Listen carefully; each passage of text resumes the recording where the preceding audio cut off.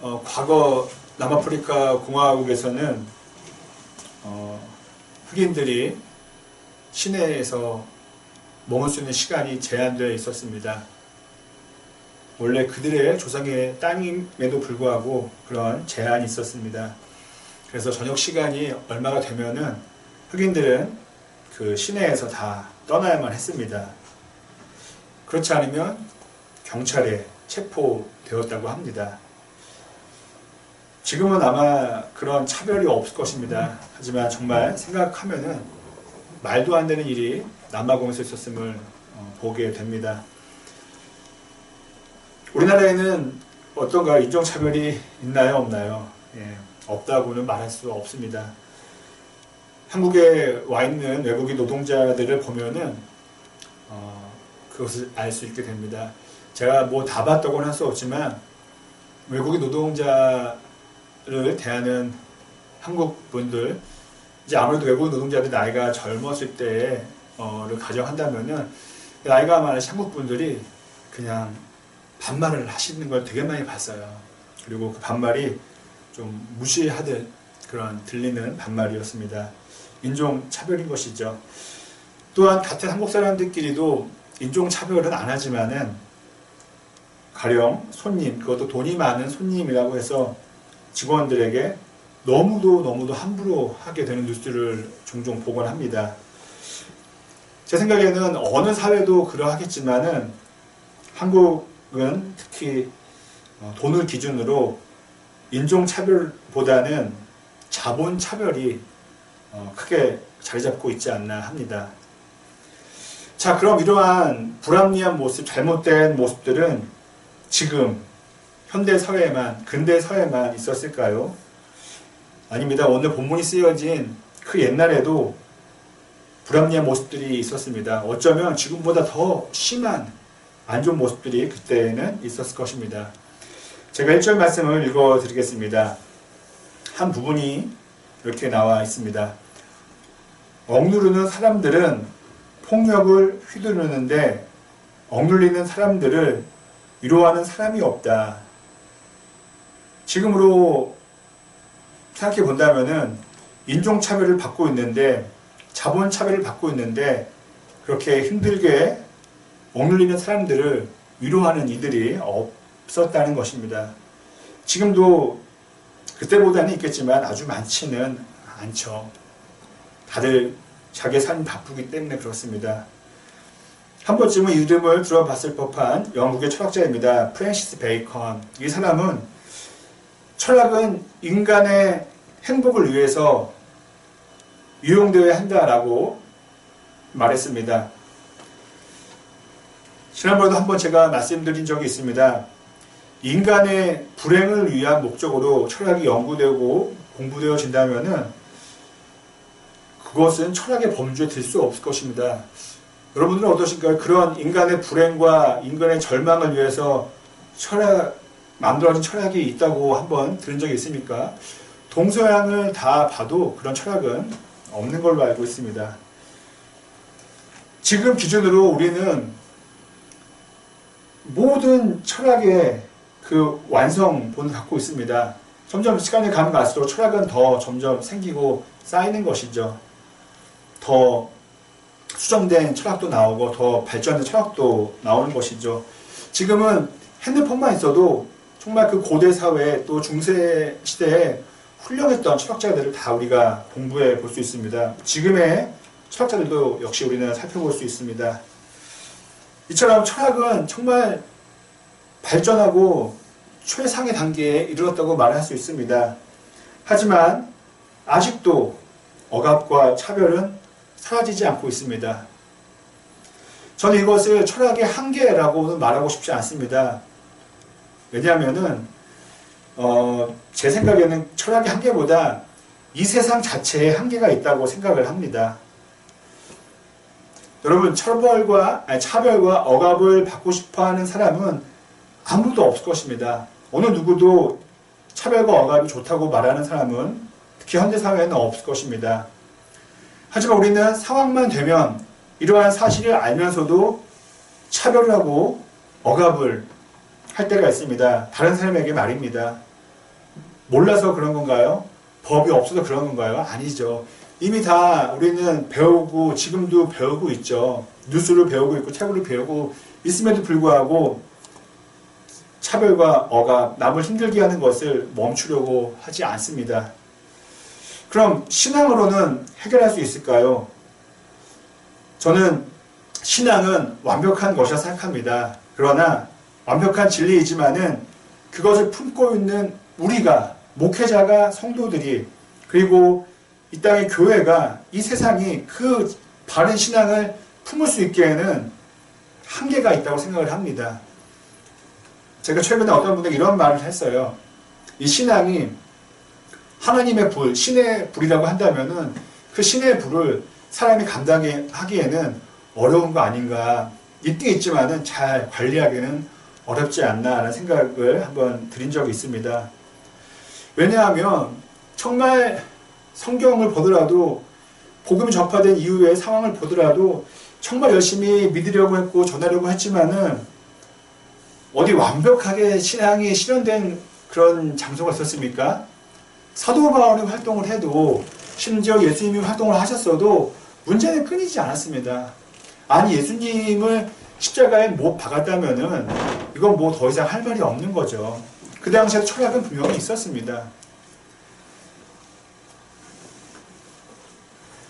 오늘 본문 2절과 3절 보면은 전도서 저자는 이런 얘기를 했습니다. 제가 잠깐 읽어드리지 않고 잠깐 설명드린다면은 이처럼 세상이 불완전하고 잘못된 세상이기 때문에 지금 사는 사람보다 먼저 죽은 사람이 복되다라고 이야기를 했습니다. 그리고 이 두 사람보다 더 복된 사람이 한 명 있는데 그 사람은 아예 태어나지도 않은 사람이라고 전도서의 저자는 말해 주었습니다. 그것은 무엇입니까? 지금 이 세상 자체가 과거부터 지금에 이르기까지 정말 문제가 많다는 거죠. 자, 그럼 왜 억압과 차별은 있는 것일까요? 왜 멈추지 않는 것일까요? 왜 기독교를 알아도, 왜 정말 신앙심이 좋아도, 왜 제 자신을 보더라도 누군가를 차별하려고 하고 누구를 억압하려고 하는 것일까요? 그 근본적인 이유를 저는 탐욕이라고 생각합니다. 탐욕. 권력에 대한 탐욕, 물질에 대한 탐욕, 이 탐욕 때문에 우리는 다른 사람들을 억압하고 차별합니다. 차별하고 억압해야 내가 더 권력을 얻게 되죠. 차별하고 억압해야 내가 더 부를 누리게 됩니다. 그러다 보니 폭력으로 전쟁으로 번지게 되는 것입니다. 만약 유치원생들만 지나는 어느 공동체, 더 어린 까mer하게만 있는 공동체를 한번 상상해 보겠습니까? 그 아이들은 탐욕이 있겠습니까? 저는 없다고 생각합니다. 있어봤자 되게 사소한 것이겠죠. 안 싸우겠죠. 전쟁이 일어나지 않겠죠. 하지만 나이가 들수록 점점 배워가면서 탐욕은 본능적으로 생겨난다고 우리는 정의 내릴 수 있습니다. 어쩌면 악마가 뿌리는 씨앗이라고 할 수 있지 않을까 합니다. 하나님의 불을 끄려고 하는 그 악마의 그 모래가 바로 탐욕이 아닐까 합니다. 하지만 성경은 탐욕이 아닌 감사와 만족을 말해줍니다. 오늘 본문 6절에는 다음과 같이 나와 있습니다. 제가 읽어드리겠습니다.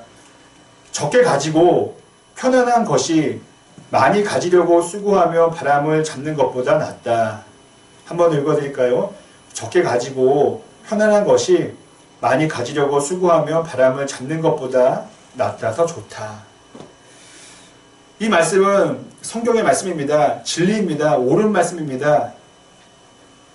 그래서 우리가 이 말씀을 받아들이고 삶에서 실천하면은 유익이 되는 말씀이죠. 복이 되는 말씀입니다. 하지만 이렇게 이 앞에서 설교를 하는 저부터가 이 말씀을 100% 믿지 못할 때가 참 많다는 것입니다. 오늘은 믿었다가 다음 주가 되면은 그 마음이 연기처럼 사라질 때가 있는 것입니다. 정말 저와 여러분이 적게 가지고도 편안한 것을 많이 가지려고 수고하는 것보다 더 귀하게 여기는지 우리는 정말 생각해 봐야 할 것입니다. 우리가 계속해서 성경 말씀을 읽고 또 이 말씀은 뭐 이미 우리가 다 한 번쯤은 들어봤을 법한 내용이고, 이미 전도서가 몇 주간 우리에게 알려주는 교훈 중에 하나에 포함됩니다. 돈 많은 것이 중요하지 않다. 마음의 평안이 더 좋다. 적게 가져도 괜찮아. 더 좋은 거야, 그게. 이 말씀. 우리가 이것을 진심으로 받아들이지 않기에 말씀을 읽어도 내 말씀처럼 여겨지지가 않고, 그러다 보니 평안이 또 사라지고, 혹은 주일에만, 혹은 교회에서만 그 평안은 멈추고 있지는 않은가요? 그래서 오늘 본문 8절을 보면은 우리가 잘 아는 소설 속의 인물인 스크루지와 같은 사람이 나옵니다. 이 사람은 혼자 사는 남자입니다.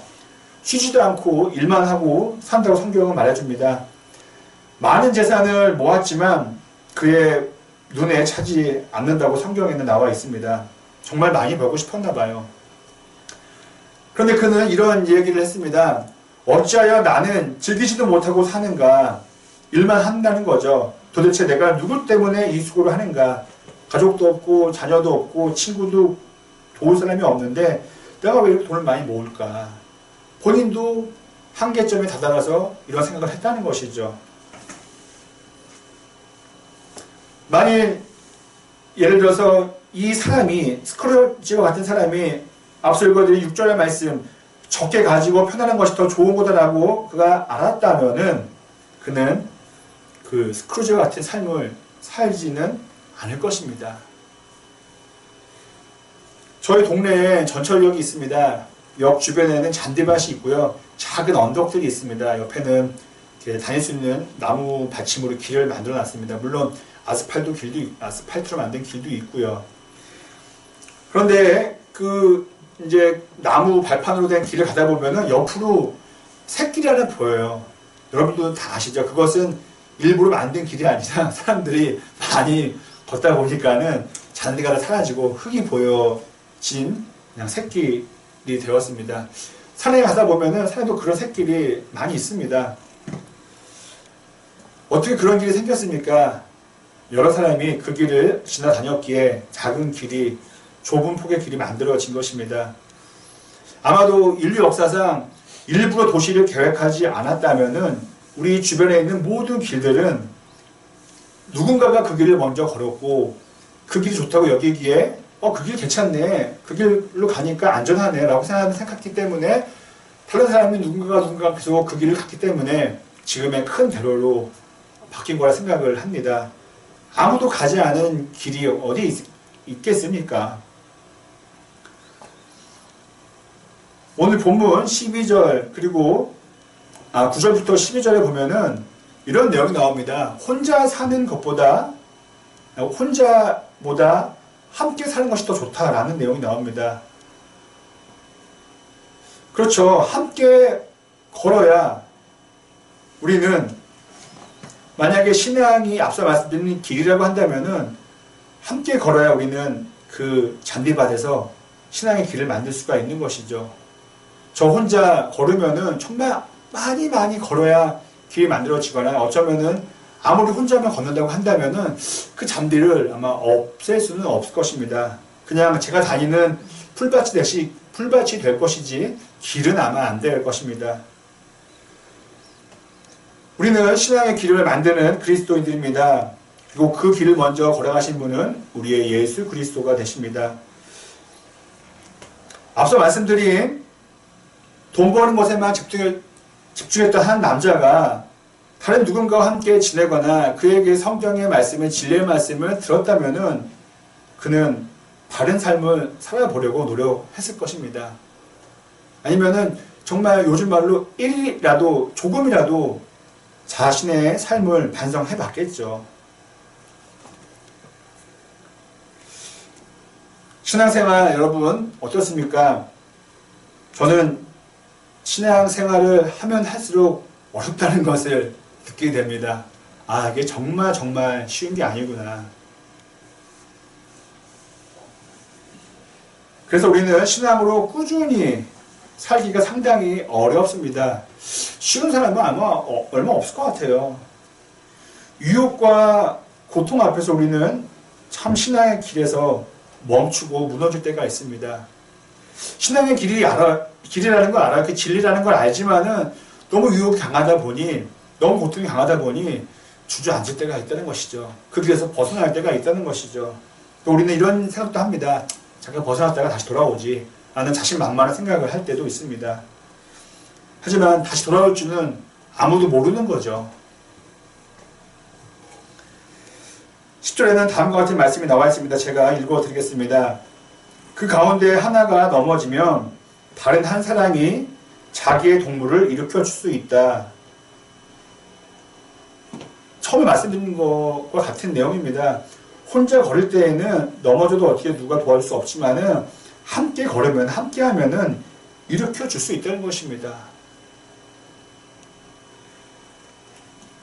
저는 이제 목회자로서 설교를 아무래도 하는 편이죠. 듣는 것보다는요.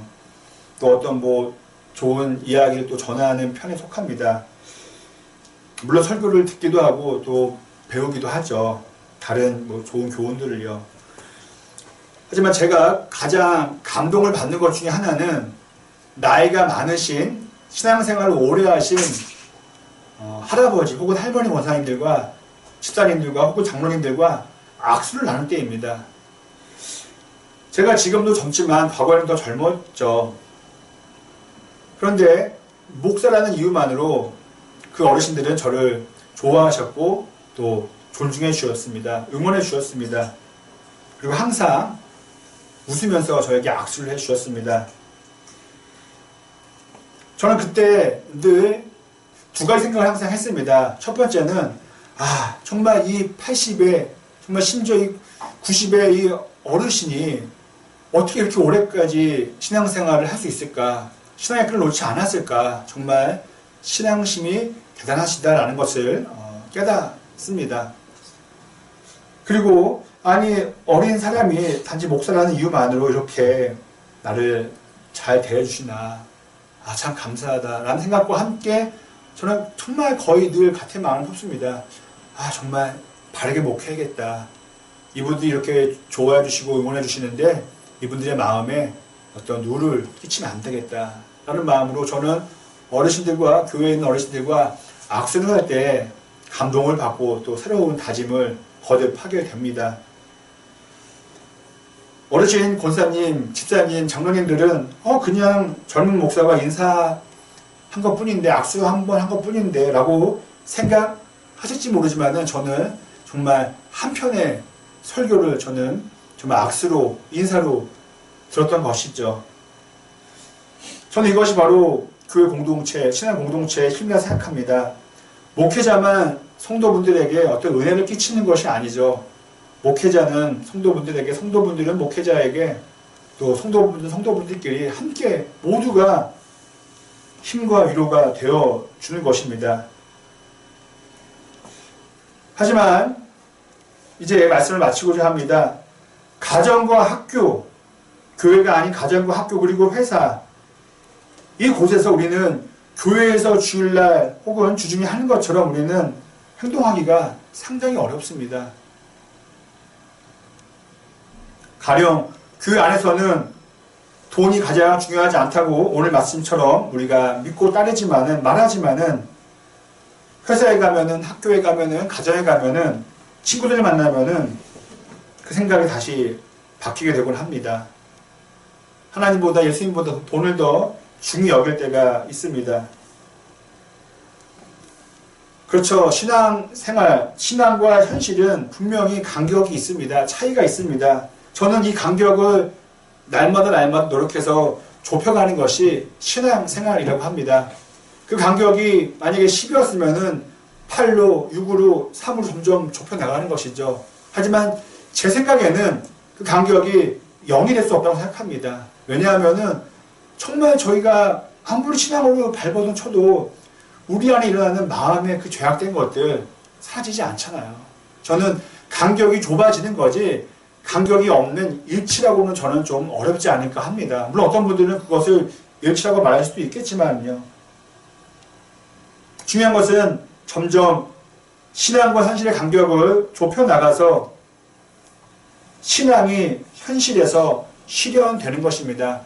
교회에서의 모습이 교회 밖에서도 동일하게 될 수 있도록 우리들은 노력해야 한다는 것이죠. 그렇게 하기 위해서 우리는 한 주에 한 번에 갖게 되는 예배로는 참 어렵습니다. 매일마다 매 순간마다 우리는 개인적인 경건의 시간을 가져야만 그 간격을 계속해서 유지해 나가고 좁혀 나갈 수 있다고 생각을 합니다. 그리고 그것이 우리의 신앙이 현실에서 실현되어진다면, 점점 폭이 좁아진다면은 우리는 성경이 말하는 정말 기쁨과 감사와 평안을 우리는 깨닫게 될 것입니다. 그냥 멀리만 느껴졌던 이런 마음의 좋은 상태가, 삶의 좋은 상태가, 복된 상태가 현실로 나타날 것입니다. 부디 훌륭했던, 멀리서 찾아볼 필요도 없죠. 우리 주변에 계신 훌륭한 나이 드신 권사님, 집사님, 장로님들, 이런 분들처럼 저와 여러분 모두가 끝까지 신앙으로 살아갈 수 있게 되기를 간절히 소망합니다. 그래서 정말 이 진리의 말씀이 내 말씀이 될 수 있기를 간절히 소망합니다.